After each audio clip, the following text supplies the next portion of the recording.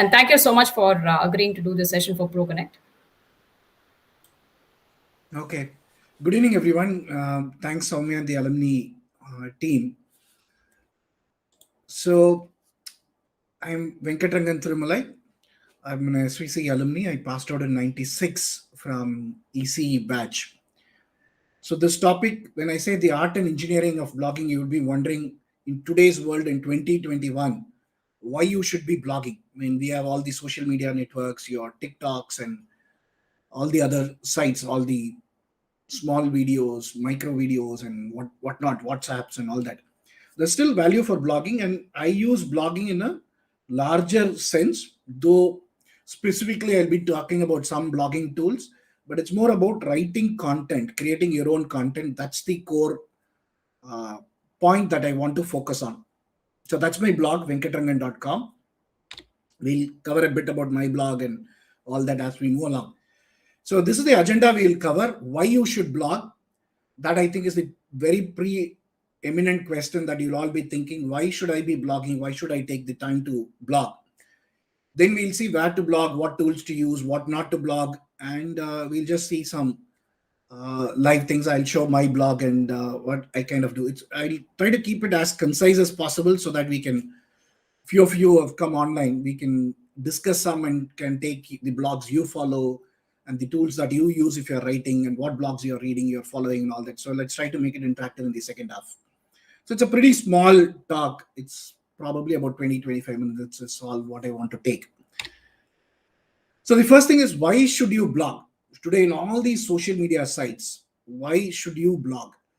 The primary reason that I will say that you should blog. You own the content. You don't own your content. If it's Facebook or LinkedIn or Instagram, that doesn't mean you shouldn't be posting in these sites. You should be posting in those sites because a lot of times that's where your friends, family, your business partners, everybody, or your end customers are all available, or whoever you want to reach, your audiences are there. And today it's WhatsApp as well. So most of the traffic comes to my blog through the WhatsApp that I share in the groups, and they re-forward and all that thing, apart from the Google search. Because my blog has been for almost like 17 years now. I've been blogging at venkatrangan.com. So I just started it as a casual tool, a fascination, maybe 17 years, 2004 timeframe when blogging was relatively new. And it kind of stuck with me. I found it to be a good de-stressing tool. It became my own diary kind of writing habit. Every day I blog, not compulsorily, but kind of over the 14 years, I've blogged about 3,600 posts. So that's kind of nearly a post every day in the last 14, 15 years. So I don't like post everything that I got up, ate, and I'm not a celebrity. Nobody is going to be interested. Even I'm not interested on what I ate or when did I sleep last night. So that's not the point. It's more about the books I read, the movies I watch, and pretty different topics I blog. As I said, I started taking it up as more a de-stressing tool. I want to get something out of my mind and write it. That kind of puts me at ease. And like I always say, the biggest reader to my blog is me. I've read my own blogs, and sometimes I wonder, this guy is smart 10 years back, now he's so stupid. And that's me. So the idea is to more put it, it's a collection of my thoughts, what I read, and I go back to it, refer, or a friend asks me, what mic should I be buying? What speaker should I be buying? Or the latest book that you enjoyed. Instead of I writing again every time, I just forward the link to the blog that I wrote. So that's the thing I started with. And over the years, it has grown to be doing many other things. I have close to about 1 million users reading my blog in the last 14 years. It's not like I get 1 million users every day. So it's not like popular. It's not a celebrity blog, but I blog. It's kind of the other important thing. Like I always say, if you don't post about yourself on the internet, others are going to post about it. So it's going to be more wrong information, misinformation, and all the bad things are going to be posted. If you don't post good, bad is going to dominate. That's like the classic, when it's dark, you light a candle and all that. If you have more light, then darkness goes away. So that's why you should be having your own, you should own your digital footprint.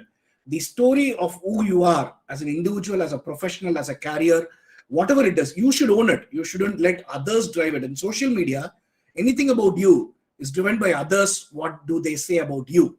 It could be positive, it could be null most of the time, but as in celebrities we have seen, it would be very negative. That's why you should own your narrative. So when people search in Google, they should, if you're so popular there's a Wikipedia page about you, I think you don't need to blog, then somebody else will blog. So probably Kamala Hassan or Rajnikant or any of the celebrity or even our Prime Minister Narendra Modi, they don't need to blog, because there is millions of people who will blog about them or write about them.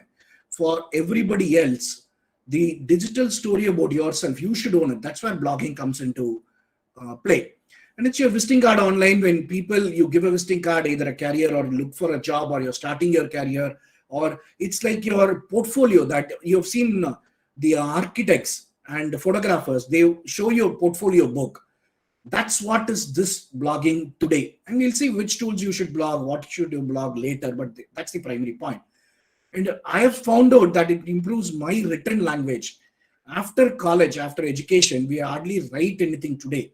It's all short messages, and we don't write anything. Even an email today is more as 2 lines. If you write 3 lines, there are articles which people don't read. So TLDR. So that's our attention span.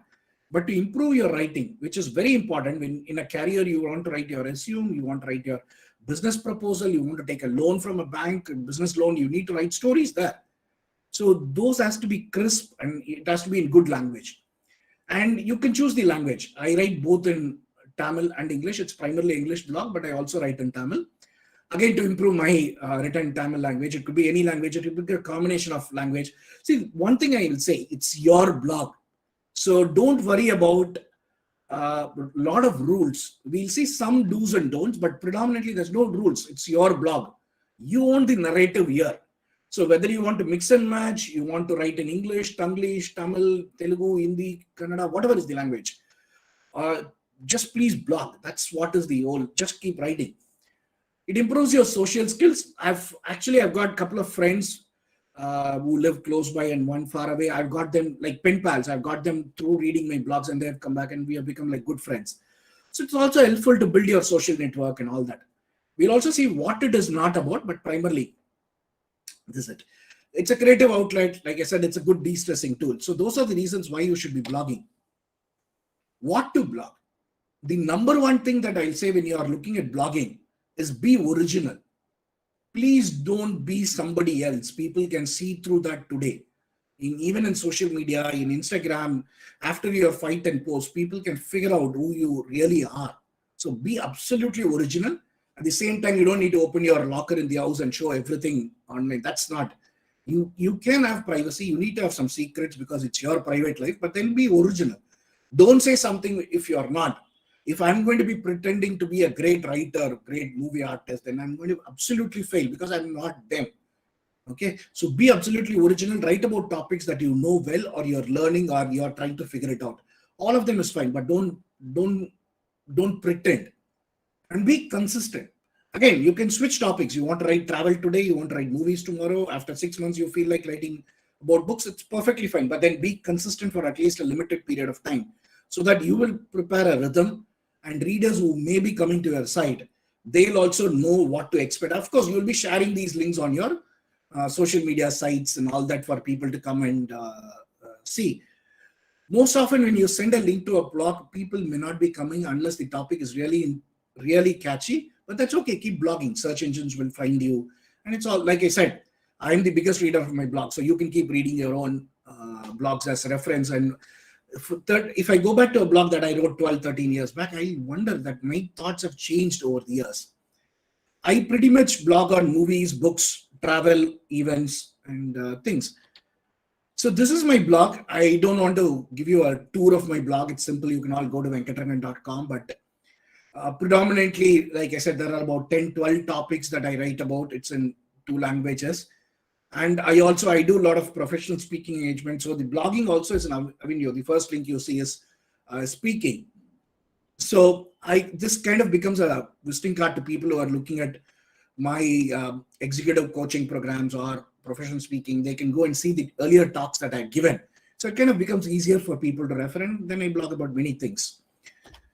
Okay, so like I said, about 3,300 posts is what I've written. This is WordPress that I'm using. I'm self-hosting WordPress, which we'll come to in a bit. So that's how I blog. And the most important thing, because I'm using a platform like WordPress, this I'm kind of self-hosting myself on Azure, but you can use WordPress.com as a service. The idea is this content is owned by me. I can download this content. I have copies of this content, 3,300 posts. That's about 5 to 10 GB of content I've got over the years. All this content I own. So there is nobody else. I can have search on this. You go to Facebook and try to search your post you posted 6 months back or 2 years back. You'll know how difficult it is. That's where you'll figure out. Most of the time you'll say, oh, 6 months back I posted this link. I can't find it. That's the problem with social media. Because Facebook don't want you to get out of their platform, whereas in your blog, you own the narrative. Again, these are some of the comments I've got. Like every 2 posts, I get a comment, and that's about over 17 years. So switching, like I said, what you shouldn't be blogging. Don't blog if you're trying to expect to get rich. This is not YouTube where you will get lots of advertisements. You can put advertisements on your blog, but I don't, because I'm not blogging to make money. And you're not going to make money unless you're having hundreds of thousands of visitors coming every day to your blog. That's not going to happen. So don't expect to get rich. But if you're able to build an audience, and you're also creating content in YouTube or the other social media platforms, your blog kind of becomes a repository of it, so that you can own the content. Like I said, if YouTube decides to delete content that you posted 10 years back, you'll be without a copy. So your blog can become the repository. That's also the biggest advantage. So if you're trying to be a creative professional, you should own your blog. No hate speech, absolutely, unless you have a strong reason. Don't post hate. Like I said in my blog, my kind of mission is not to say harsh words. That's not the point here. We are not a political party's mouthpiece or speaker or trying to hurt somebody else's sentiment. That's not why we are trying to blog. We are trying to be as professional or as civil as possible. So that's why we are, as professionals, as engineers, we are trying to blog for that. So don't post any hate speech. Don't think that it's not a social media where people are going to forget. It's going to live. Probably it's going to live if you're posting in a site like WordPress.com or Medium or any of the other sites. Even after your life, hopefully these blogs are going to survive. So please don't hate speech, because somebody is going to search and find about you. The whole idea we want to build a blog, like I said, is to have a positive message about you. So why do you want to create a negative image about yourself by posting hate speech? Today, say if you're, I'll pick up easy example, nothing against these companies. You are a Microsoft fan. Why you want to post something about Google, and 10 years down the line, you want to apply to a job as Google, maybe as Google CEO. This blog that you posted is going to come back and be onto you. And just deleting the blog is not going to go away, because Google and Web Archive hopefully would have taken copies of it. You can go back to my blog as it was in 2004 by going to archive.org and typing my blog name. You'll be able to see it. So again, even if you deleted it, it'll still be there. Internet remembers everything. So I don't personally post on politics, caste, or nationalism, because 3 topics predominantly can have hate speech. You get into hate speech and people, you versus me, and these are 3 topics I have absolutely no idea about. So why do I write about things I don't know? I know a bit about movies, I know a bit about travel, about books I read, about management, about engineering, technology, software. These are a lot of things that I know about. Why should I write about things that I have absolutely no idea? Again, lastly, which is common sense, your blog, unless there is a very valid reasons, you're a doctor or medical reasons or anything like that, there is no reasons for you to get into profanity or any of those genres. What are the tools you can use to blog? So we covered what you can blog, where I blog, and all that.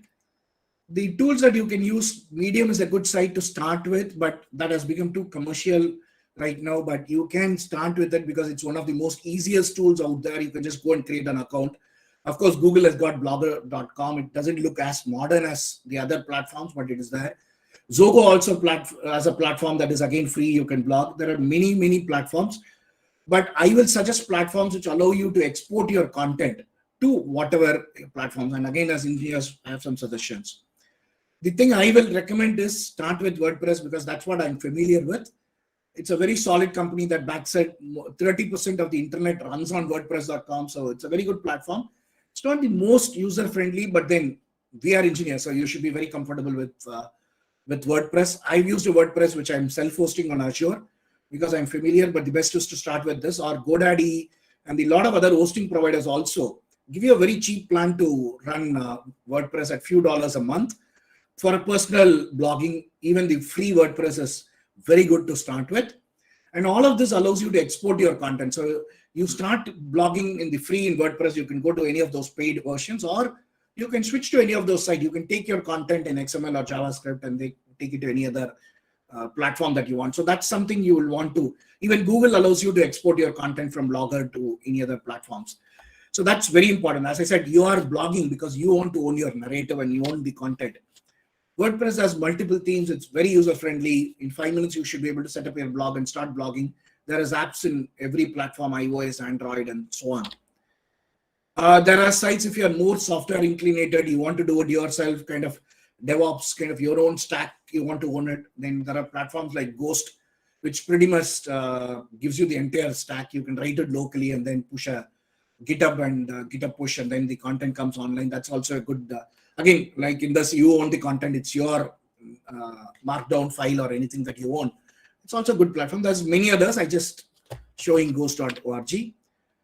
There's also this, a couple of my friends are using GitHub to write markdown, and GitHub pages are also a way you might want to write your blogs. It's not very user friendly, meaning for you, but then if you have the technology chops, you can use GitHub pages and do it. It's absolutely free. You own everything.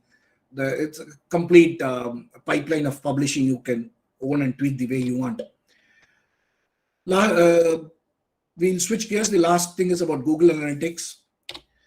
This is about my blog. WordPress also gives its own analytics. My blog, as you can see, it's about 1.4 million page views I've got over the years, about nearly about 3/4 of a million users have read it over the years. Again, please don't go by these numbers. Even if you're getting 10 users, 20 users a day, that's good enough.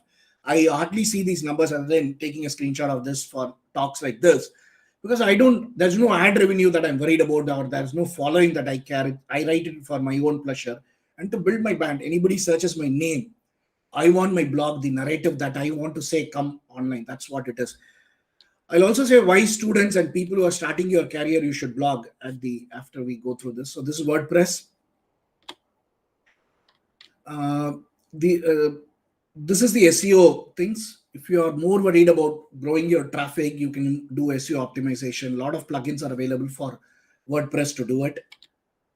This is a tool that I will highly recommend if you're starting to blog. Grammarly, Microsoft also has a tool called Microsoft Editor.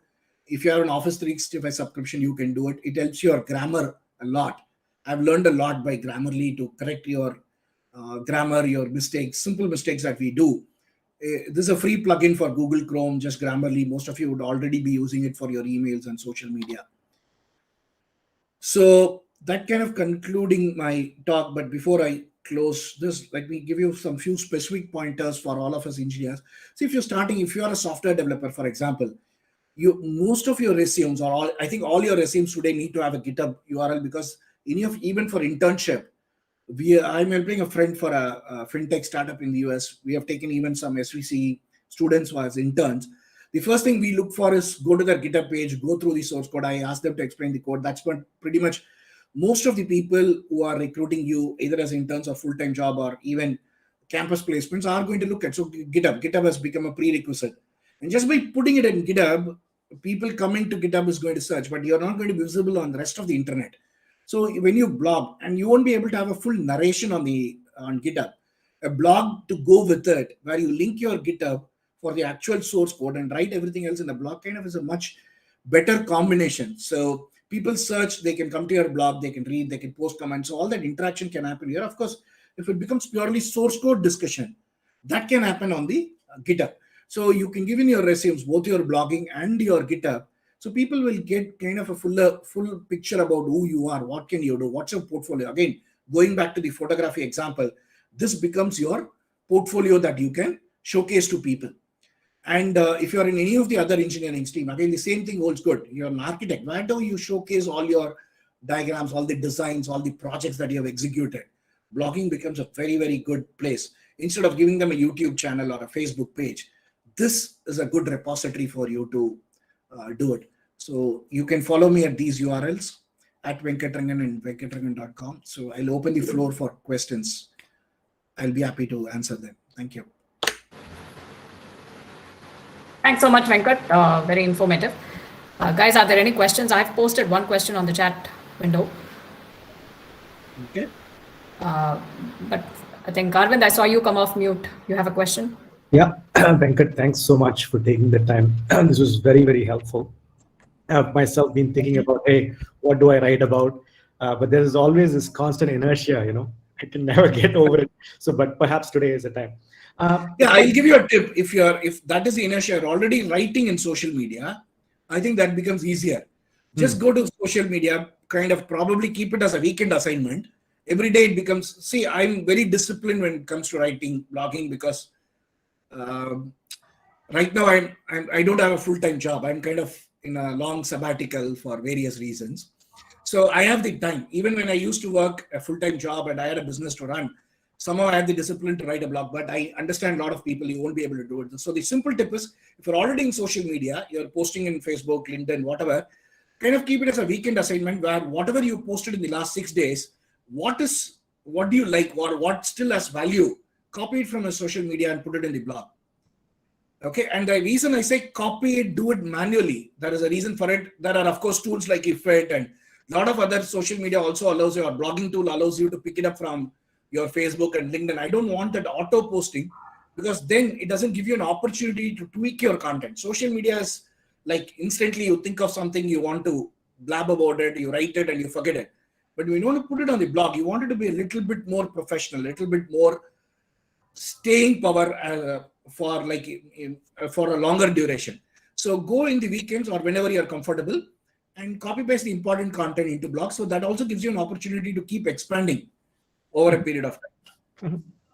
The thanks, Venkat. The other question I had is, if you have clients, right, that you serve, and in a particular region, or if say you're employed, you shared some tips around, what not to blog. My Correct. constant worry is, how is this going to be perceived? If somebody from, a link with my client reads this, or an employer reads this, and so on and so forth, right? Then you're constantly thinking about, and toning down your message, and you finally don't write about something that you want to write about. Absolutely. Any thoughts on that in terms of how we stay, how we can write about things we want to write about while kind of navigating these? See, it used to be a problem about, I get your point, kind of self-filtering, self-policing ourselves. Okay, how is this going to be perceived and all that? That's a problem. But I think in the last 4 or 5 years with social media and WhatsApp, we kind of have come across that. We have learned, because we have every day we read horror stories about something on social media going wrong, right? Even the celebrities, even the biggest PR teams are goofing up on something. I think we are kind of more mature, more intelligent about it. So if you apply common sense, I think the filtering is a lot more easier now, because subconsciously we are learning what not to say a lot more before. The tip that I will say is, that's why I said stay on the topics that you are comfortable with. If you see key things, like if you avoid politics, caste, and fundamentalisms, these are like key things. If you avoid pretty much the harsh topics, you are already kept out of the emotional topics is out of the window. So you don't need to worry. The most important, I'll be worried if you're employed somewhere or you're running your own company, is about non-disclosure that you will write in your blog. That will be my biggest worry. Okay, because when I ran a business, I never wrote anything about my business. And I never wrote my company's blog, because I write anything that can be perceived as the CEO's comment on something. It was a private limited company, but still, I didn't write anything, because that may become the CEO has wrote something, I don't want to join this company. So that's saying, today those systems are a lot more polished. So keep a personal blog. All this recommendation I'm talking about is for a personal blog. Yeah. When it's a professional company blog, you need to have a PR team, a marketing team, and there are experts and there are guidelines. That's altogether a different topic. Very helpful, Venkat. Thank you. Okay. Today, a lot of CEOs, it becomes a necessity. If you go to funding, even as an angel funding or a VC funding, if you are not known, the VC searches your name. If you don't have much presence online, they will find it difficult to form opinion about you. So having any presence is good, and I prefer that presence to be blog than social media. Thank you. Okay, Soumya, I think you have a question. I'll answer that before anybody else has any other questions. Creating articles directly on LinkedIn, perfectly fine. Like I said, sometimes a lot of small content that I write kind of originates from my social media post, and then I copy paste into write it longer in the blog. So that's perfectly fine.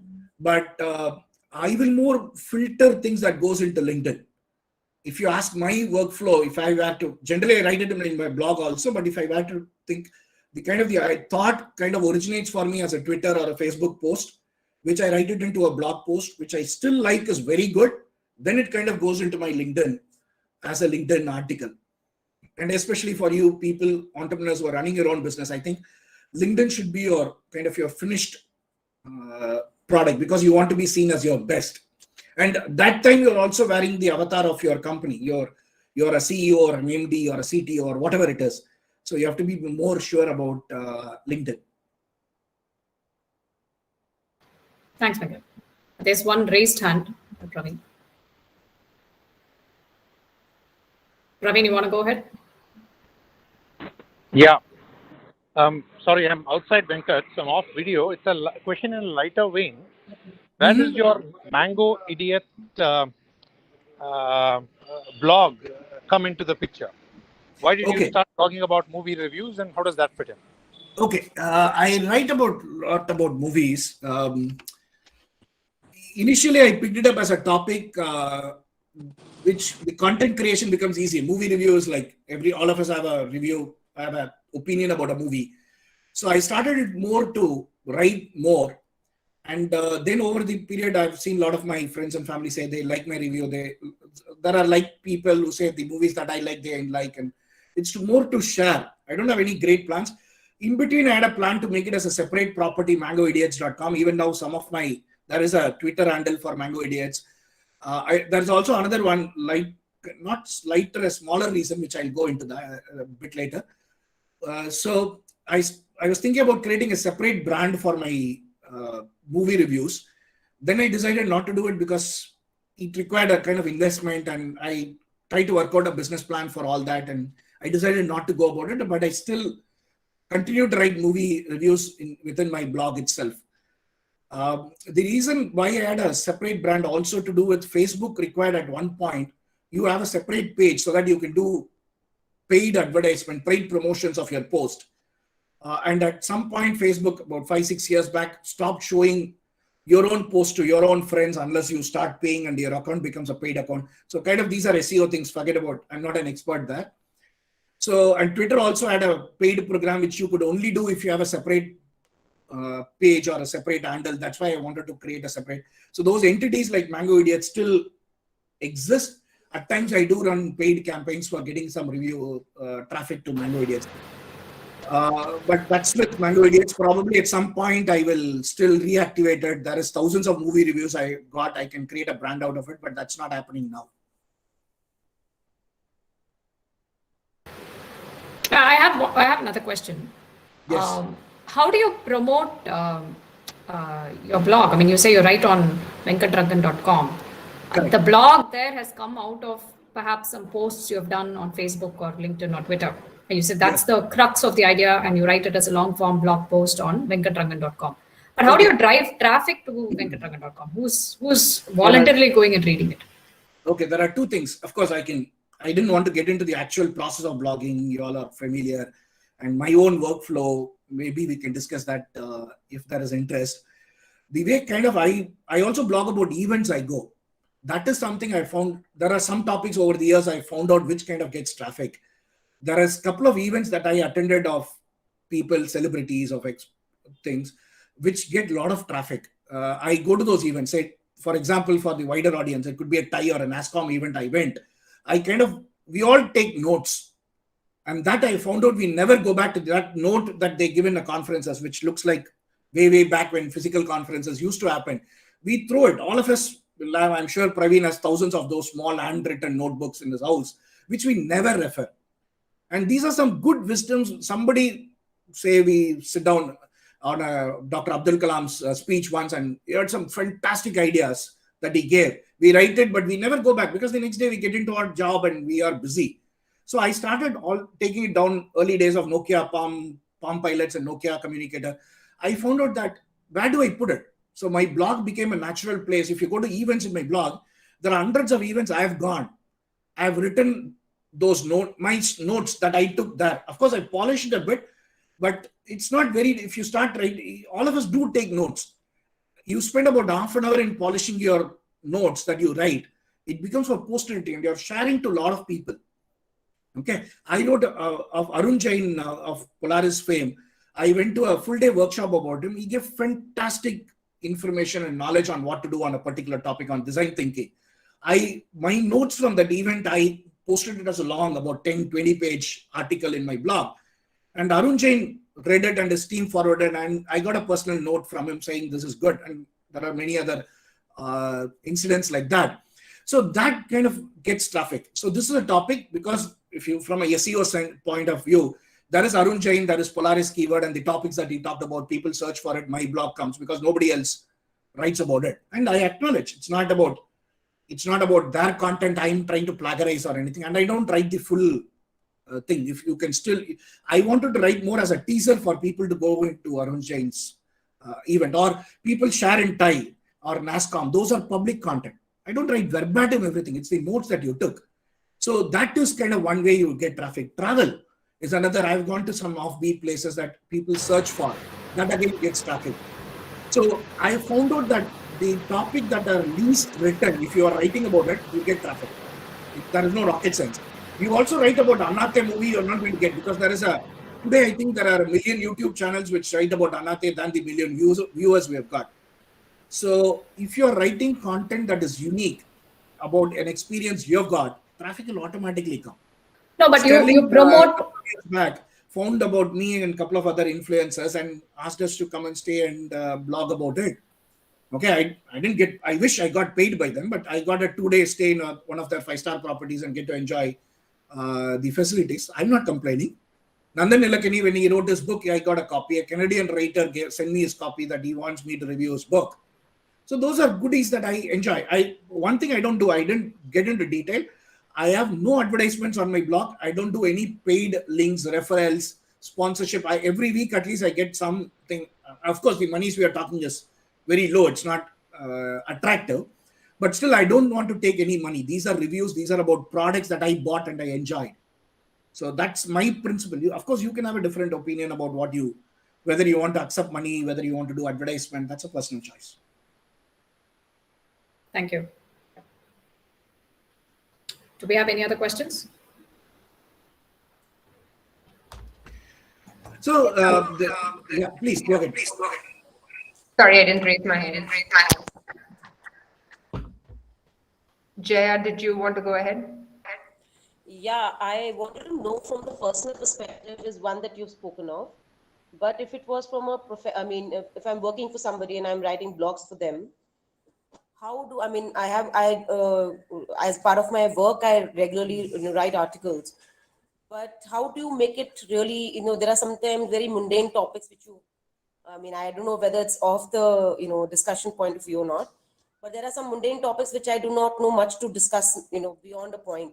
How do you, maneuver the words around and, talk about it more in different perspectives?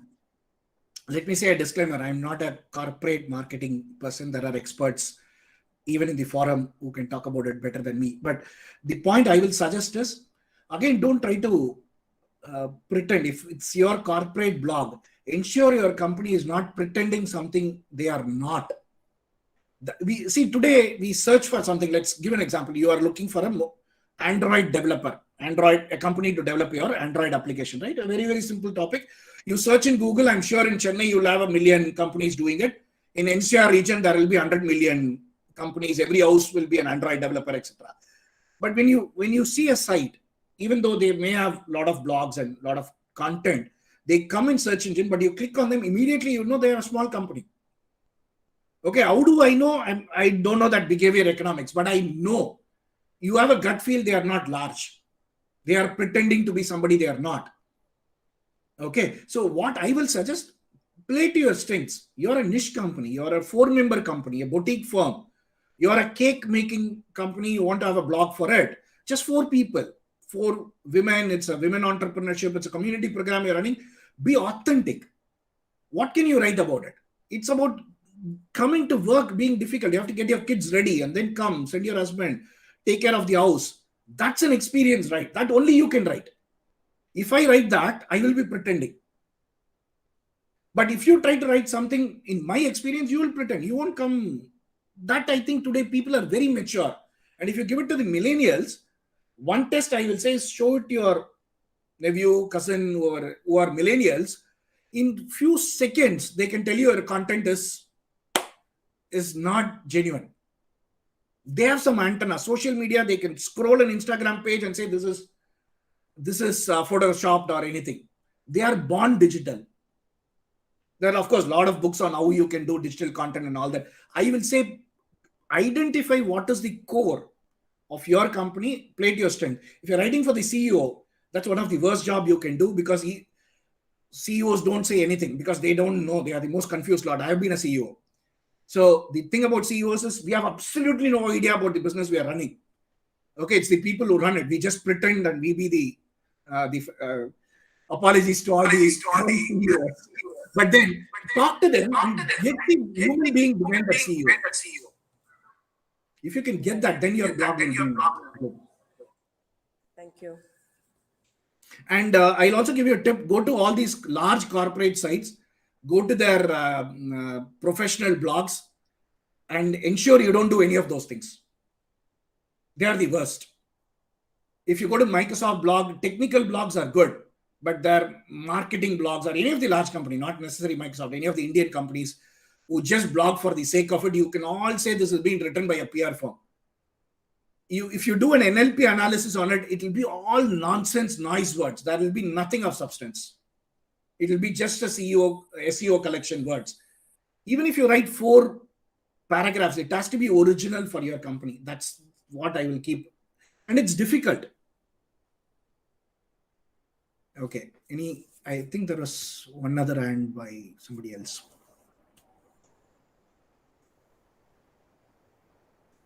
Yes. Hi. It was actually lovely to see Jaya. I think I'm seeing her face after 20 plus years. So, hi Jaya, nice to meet you and nice for this event.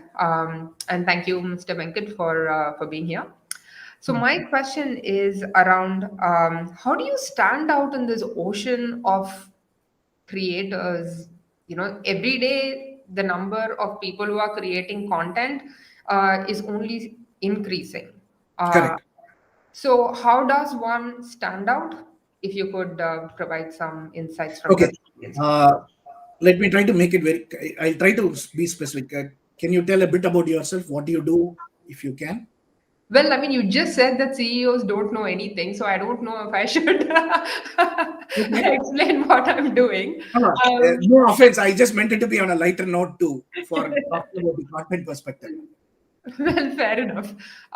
So after SVC, I went to the US, did my master's. I lived and worked in banking and finance. I lived and worked in the Bay Area and lived in the Bay Area and worked in banking and finance. Then I moved back to India. I was the head of product for PayPal India until last year. I built the team here, and from India, I expanded the company into Asia Pacific as well. And last year, I have quit and co-founded my own startup. We're a year-old influencer marketing company. Okay, fantastic. So if with this background, again, just throwing up some ideas for you to take. With your US-India experience, try to see whether you can do a compare and contrast between the financial market there. Not many people are writing. I haven't read articles which compare and contrast at a slightly higher level, at a more a conceptual level, or you can drill down and be a very practical level. How small investment happens in the US, small investments happens in India. Try to compare best practice in a very layman fashion if you can, or you're more technical, you can operate at, choose your level where you want, at the expert or at the novice. Either of them is fine. The problem is being stuck in between. then you can't get an audience because the reader won't be able to identify who you're targeting. Right. So choose that and try to write your own experiences saying, I tried these, this is the way I invested in the US, this is the way I invested in India. The same technique, Warren Buffett has this rule. How can you make that rule for India? There is I found some value investor, I think a Twitter handle in Twitter, value investor or value investment something, by somebody in Indian writing it. And I think he kind of he follows the Buffett rule specific for India. Found it interesting. So that's probably could be a kind of a take that you want to do. And you have a rich experience in PayPal and others. How managing of teams is different in India than in US or the same. Those could be topics. I'm sure if somebody interviews you, you'll have 100, 200 articles worth of content to say. That can be a starting point. And you don't need to think for it, right? You can just think of an episode and start writing it. And if you're a storyteller, fantastic. I can't tell a story. So my son can come instantly make up a story and say, I don't have that capability. But then that's a good way to write. A lot of people have taken these management or heavy topics, technology, and try to write it through stories. That's again a good set of blogs I have seen. Those are things you can start with. And the best thing is just start, even before you position, just start writing. It's your blog. As a web.rk will keep a copy, but then only if your blog has got sufficient traffic, it's going to worry about it. So till then you can just post, and you don't like it, you can delete it. Internet doesn't care for it. Right. So you start writing some 5, 10, 20 posts and share it to your friends. They will say which post is good, and you can form some opinion and all that you can do, some bouncing thing. Okay. There are out of 3,300 posts, I think only about 5 or 10. Praveen is here. I can't lie, then he'll tell my wife. My wife liked only about 5 or 10. I'm being very generous for the audience. Okay, your wife seems to be your harshest critic. You can say that way too. He says I'm just wasting my time. All right, I take the point on topic and choosing topics that are, as you said, personal and somewhere that you have additional that the writer can bring an additional context to. So yes, I understand. What is your experience with frequency of the posts? How frequent do you post? You want to bring an audience, then frequency is important, but then frequency is up to you, and it is also up to the content. But if you want me to say a thumb rule, I say if you're not posting weekly once, then it's not like active. You're not focusing. You're not taking the time for it to talk about it, anything worthwhile. So a post a week. I post once a day in the frequency, but then I operate in a different frequency. But then once a week, and then you can make it every couple of days once, and then you, based on the content, you will kind of find your own rhythm. If one post a day is, I think, if you're writing a very specific topic like the one which we discussed for you, it becomes too much for you to create and too much for the audience also to take, unless there is a valid reason for you to do. Right. Makes sense. And I think I'll go back to the question that Soumya had asked earlier, which was around driving traffic. Yes. So how does one build an audience? What is your experience been? Okay, see, my blog has been completely organic. Other than Mango Idiots, when I try to get some paid advertisement for that episode, everything else has been completely organic. If you go into the analytics, we can see like 70 to 80% of the traffic to my blog comes through Google searches, because Google knows my blog exists for 14, 15 years. I built a kind of a history with Google, it knows, and all that stuff. And rest of that comes from people who have subscribed to my blog and through social media pages that I've created, etc. And that's kind of, it takes time. So the best way is to start writing. Once you've found your rhythm, then create your Facebook and other identity.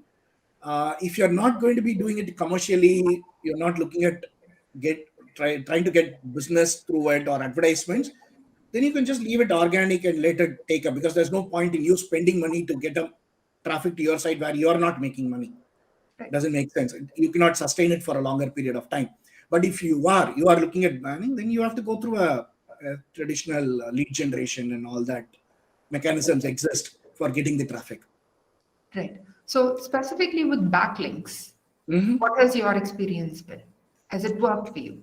today those are a bit outdated. Those don't work anymore. I don't give backlinks to anybody unless there is value for my audience.